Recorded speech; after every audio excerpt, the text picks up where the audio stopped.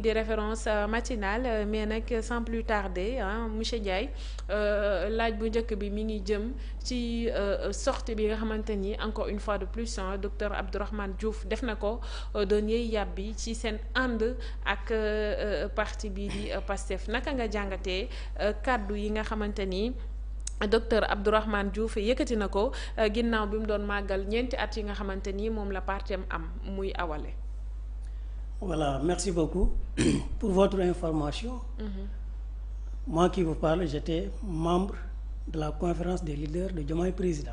Ah oui? Oui, fala bokkoon. ci coalition bi. Oui. D'accord. Mais boo gisee bokkatuma fa ma jël samay responsabilité parce que coalition ñu ko xamee bu maanaam nan la war a doxee coalition Diomaye Président doxewul woon noonu. ba pare benn coalition la boo xam ne daawuñu réunion daawuñu waxtaan seen biir utiliser nañ les partis et les mouvements politiques pour atteindre un objectif. Arrivé à cet objectif ñoom waa PASTEF nekk ci seen logique boo gisee coow li yëpp bëri c'est parce que amul démarche boo xam ne dina tax parti yëpp fédéré wu mais man it li tax ma gën a jël samay responsabilité ndax ànd nawle dafa am solo. te gis nañ ne fi réew mi jëm ndax li taxoon ñu créé woon tey jàppale Bassirou Diomaye Faye pour mu jubbanti Sénégal pour Sénégal maanaam ñëpp nekk ci jàmm. pour Sénégal ñi nga xam ne dañoo feebar mën a faju ñi nga xam ne dañoo nekk ci ay difficultés. ñu jéem a saafara seeni difficultés. woyofal bi courant bi carburant bi mën naa ne difficultés yi bëri na looloo taxoon ñu ne woon ñun dañuy porter un candidat boo xam ne dina ñëw pour résoudre maanaam les problèmes des Sénégalais. Mais à notre grande surprise gis nañ ne dans l'exercice du pouvoir lañ charte yañ tegoon ci coalition bi ak ñoom ni ñuy joxe bokkul ndax gis nañ ne ci yu bari ñun d'accord uñ ci moo tax ñu jël suñuy responsabilité démissionné Diomaye Président nekk suñu yoonu bopp. ndax ñun dañoo gëm ne réew kenn du ko gouverner ci vengeance ci haine. ci fayantu te gis ngeen du ñun rek de fur et à mesure nit ñi di dem. di ngeen gis ne coalition Diomaye Président day gën a affaiblir. mais lan moo tax yéen au sein de la coalition ngeen disloqué wu parce que gis nañ fi Akile moom itamit dafa mel ni jël na ay distance am Bougar Diouf également gis nga fi mu mujjee avec le régime en place tey docteur Abdourahmane Diouf wala professeur Abdourahmane Diouf tey daanaka ñi ngi koy yàq ketemeeg mbarangaan parce que njëkkoon na fi def sortie daal di woote à un consensus national ne dañoo war a juboo doon benn daal di demander à ce que le président mu jël ay responsabilités mais gis nga amul luñ ko yàqul sur la place publique tey itam ginnaaw bi muy màggal 4 ans yi nga xamante ni moom la partem bi am ba tey delluwaat na ci consensus boobu nga xamante ni ak concorde nationale bi nga xamante ni moom la jàpp ne moom moo war a am ngir ñu mën a avancer réew mi waaye tamit dem na bay xamle ni on peut pas construire un pays sur la haine et la vengeance est-ce que kàddu yooyu noonu dafa am ñu mu ko jagleel. xam nga les règles fondamentales qui déterminent une relation c'est d'abord la première règle c'est la confiance. Et le respect. Et le respect. La deuxième règle c'est la considération. Pour man ba may ñëw di jàppale coalition Diomaye Président mën naa ne ki nga xam ne mooy leaderu PASTEF moom moo ma woolu.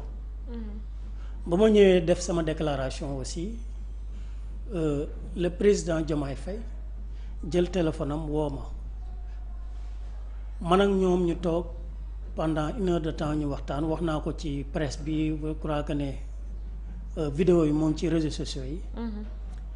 mais dama ne la relation lu koy suuxat mooy considération ak respect le respect mutuel mais gis nañ ne aussi ñoom lépp lu ñu digle wala lépp lu ñuy wax c'est juste pour atteindre leur objectif te buñ ci pare nañ ci te nag ñun Sénégal moo ñu jiit moo ñu ñor.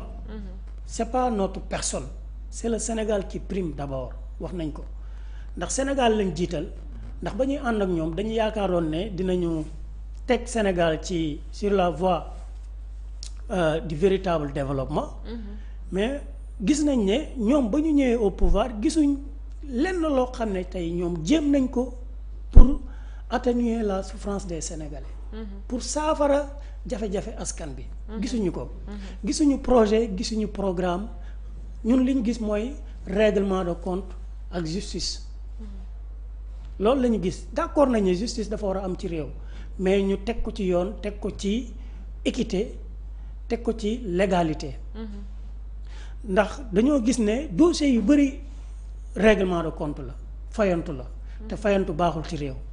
loolu nag moo tax ñun dañuy alerter le président de la République Bassirou Diomaye Faye ndax c'est lui le président de tous les Sénégalais il n'est pas le président d'un parti politique kon na jël ses responsabilités. da ngay fellu Abdourahmane Diouf ci ay kàddoom dañu koy dëggal ndax xam nga un État ne se gouverne pas par procuration un État ne se gouverne pas par délégation un État ne se gouverne pas par vengeance.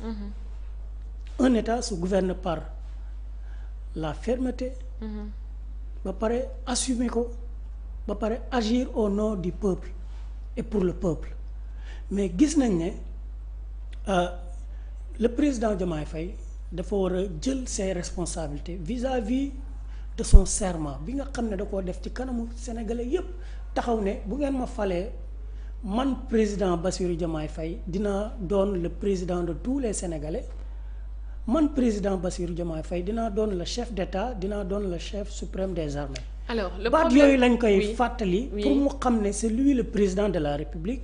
Il doit assumer son rôle de chef d'État. te moom la Sénégalais yépp di xaar ci moom Sénégalais yi sentir ne président Bassirou Diomaye Faye buy wax ñu sentir ne président de la République mooy wax suñu kilifa mooy wax. loolu lañ bëgg ci moom te ci loolu lañ koy woo mu jël ses responsabilités. waaye dañoo gis ne réew mi fi mu jëm nii maanaam crise institutionnelle bu mag moo fi nar a am. ndax schéma yi gars yi di teg yu bari. c'est juste pour se préparer en 2029. waaye nag dañoo xam ne dañuy wax ne nguur yàllaa koy joxe nañu def très attention loolu laa ne woon dinaa ko wax ci sa première question bi. mais daal jàppal ne le président Babacar Lo Ndiaye président du parti FASJOM le FASJOM c'est le Front africain du Sénégal pour la souveraineté jonction offensive pour le meilleur nous notre objectif c'est de remplacer Bassirou Diomaye Faye. créer un parti politique pour jouer des seconds rôles. Nous avons créé notre parti politique pour conquérir le pouvoir et exercer le pouvoir d'une manière légale et légitime. loolu nag ñun ñoo ngi ciy dox ñoo ngi def suñuy tournée au niveau national. Le parti actuellement existe dans toutes les 14 régions du Sénégal et dans la diaspora. Nous avons préparé notre conception du Sénégal pour exercer suñu gouvernance bu ñu Sénégalais yi wóoloo def nañ suñu conception tuddee ko plan Teranga Sénégal. am nañ 100 points actes yoo xam ne dañ ko bëgg a génne pour Sénégalais yi xam ko ñu xam ne le parti FASJOM parti la boo xam ne ñun réew mi moo ñu soxal parti la boo xam ne nous sommes la solution pour sauver le Sénégal te loolu nag incha allah rabbi dinañ ci jëf ay jëf yu am solo ci kanam tuuti di ngeen ñu dégg ñu commencé faram-fàcce suñu vision faram-fàcce li nga xam ne tey mooy suñu pensée. ndax ñun dañoo gëm ne ndax ñun souverainisme la ñu wax ñun dañ ne le président de la République du Sénégal tey ñun dañoo gëm ne warul am pouvoir yu bari dañoo gëm aussi ne ñun bés bu ñu yàlla joxee réew mi nous allons mettre en place un gouvernement de 14 ministères. 14. Oui. Comme la France. Un gouvernement de 14 ministères parce que nous France, sommes. est-ce que amul 15 léegi. Nous sommes 14 régions du Sénégal. et dans chaque région nous allons implanter un ministère boo xam ne tey te ministère bi ñuy implanter maanaam dans chaque région comme par exemple à Kaolack ñëpp xam nañ ne Kaolack bassin arachidier la tey ñun bés bu ñu yàlla joxee réew mi ministère de l'agriculture Kaolack lañ koy yóbbu maanaam en fonction de la réalité économique de chaque région ñun noonu la ñu defee suñu conception ak suñu décentralisation ci suñu vision bi nga xam ne mooy une vision souverainiste. Deuxièmement aussi mooy ñun dañ ne bés bu ñu jëlee réew mi nous allons changer maanaam tey suñu hymne national ndax ce n'est pas notre hymne c'est pas identique c'est une hymne boo xam ne c'est copié par la Révolution française en 1768-69. Passez tous vos corps, frapper les balafons. Oui, parce que le lion rouge a rougi. Oui, de suñu origine. Révolution française ki nga xam ne tey moo composé l'hymne national du Sénégal. ci maanaam Révolution française la ko jëlee kon il faut ñu delloo ñun suñu bopp li ñu moom. Troisième acte bi aussi mooy ñun bés bu ñu jëlee réew mi la langue nationale ou bien la langue officielle du Sénégal sera le wolof. Mbaa yeneen xeet yi duñ ci gis seen bopp. ndax pourquoi ma ne la wolof parce que wolof tey mën naa ne sénégalais yépp a koy làkk wolof tey dialecte la boo xam ne séeréer yi ñoo ko créé pël yi ñoo ko créé maanaam ethnie yu bari ñoo créé wolof. te it ñun dañoo gëm ne. aucun pays ne s'est développé en adoptant une langue étrangère ndax ñun lu ñuy woote souverainisme dañ ko gëm te it moom la ñuy doxal ñun gëm nañ ne aussi franc CFA bii nii bu ñu ñëwee war nañ ko mën a changer mais dafa war a am accompagnement waratu la tudd franc CFA dërëm lañ koy tuddee. dërëm oui appellation bi dinañ ko changer encadrer ko mu nekk benn processus boo xam ne tey dina permettre suñu économie bi am une assise mais tey boo changer le franc CFA te amoo accompagnement ay mécanismes yi nga xam ne mooy gunge maanaam franc CFA bi. wala mu nekk aussi benn mécanisme boo xam ne exogène lay doon boobaa transformation bi ñu bëgg duñ ko am et j'en passe beneen bi aussi mooy suufu Sénégal ñun dañ ne bés bu ñu faloo ci réew mi suufu Sénégal benn étranger dootu ko bénéficier wu bàyyi précaire ngay am. ndax tey dañoo gis ne problème yu bari ci Sénégal ci wàllu suuf la te ñun xam nañ ci dara. boo xoolee boo duggee ci àll bi. étranger yu bari dañ leen di octroyer ay hectares yu bari au détriment des Sénégalais et loolu c'est pas normal ñun bëgg nañ bés bu ñu jëlee réew mi carte séjour dañ koy appliquer ci Sénégal. yaa ngi campagne de. te élection jotagul aca wooye la carte séjour dañ koy appliquer ci Sénégal. bépp étranger bu nekk fii ci réew mi. dinañ la identifier xam foo jógee xam yow yaay kan ba pare ñu appliquer carte séjour. loolu am na solo. loolu. lu am solo la. ba pare bëgg nañ aussi bés bu ñu jëlee réew mi. ñu def une décentralisation industrielle boo xam ne tey région bu nekk. bëgg nañ fa samp benn usine boo xam ne usine de transformation lay doon. selon aussi maanaam lu ñu naan réalité économique de chaque région. très bien xam naa ne li nekk seen programme yëpp moom bu ngeen ko naree tënk moom bu ñu ko naree tënk ci émission bi amaana émission bi moom fii lay yem. parce que s'il vous plaît, c'est un programme riche quand même. Ouais. c'est un programme riche am na point yoo xamante ne ci li nga wax nii moom bu ñu ko développé rek yaakaar naa ne dina baax ci réew mi voilà ma may la nga eggali. li ma bëggoon a àggale rek mooy ci suñu point yi. bëgg nañ bés bu ñu jëlee réew mi Touba dañ koy def statut spécial Touba. mais du moom la am actuellement Medina Baye dañ koy def capitale touristique. internationale. religieux. ok Tivaouane.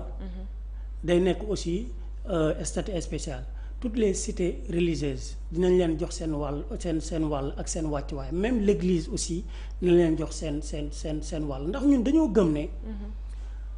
ñun. suñuy référence du ay Cheikh Anta du ay Mamadou Dia du ay Senghor du Ngalandou Diouf ñun suñuy référence Baye Niass la Serigne Touba Alaaji Malick Bou Kounta Ndiassane Limamou Laye et j'en passe mag ñooñu seen idéologie ak seen maanaam xam-xam ak seen orientation. ni ñu doxalee maanaam ba yegg si fi ñu yegg si. ñun dañoo gëm ne ñun waruñoo nekk ay complexé. waruñoo nekk ay intellectuels yoo xam ne dañuy xalaat naan ay Socrate wala Platon ñun fas jom ñooñu duñ suñuy référence loolu laa amoon lu may yokk ci suñu idéologie. waaye di la wax ne tey réew mi fi mu toll. dafa laaj orientation réew mi fi mu toll dafa laaj beneen doxalin bu bees Sénégal gu bees ndax nous sommes dans une nouvelle génération. ndax génération bi ñu toll mooy génération ndaw ñi il faut ndaw ñi gëm seen bopp te réew mi ku ko jiite ndaw la. kon nag il est temps que la jeunesse sénégalaise ñu xam ñoom ñooy ñan. gëm seen bopp te gëm ne mën nañu toog fii ci réew mi jàngee fii ci réew mi am ay responsabilités fii ci réew mi ba pare dimbale seen waajur fii ci réew mi. Très bien merci beaucoup mu nekk ay ponk yu am solo par rapport ak programme bi nga xamante ni moom la sa parti bi bëgg a tëral bu ñu jëlee bopp réew mi ñu ngi lay jaajëfal ci éclaircissement yi nga xamante ni apporté nga ko par rapport ak seen vision waaye tamit par rapport ak programme bi nga xamante ni moom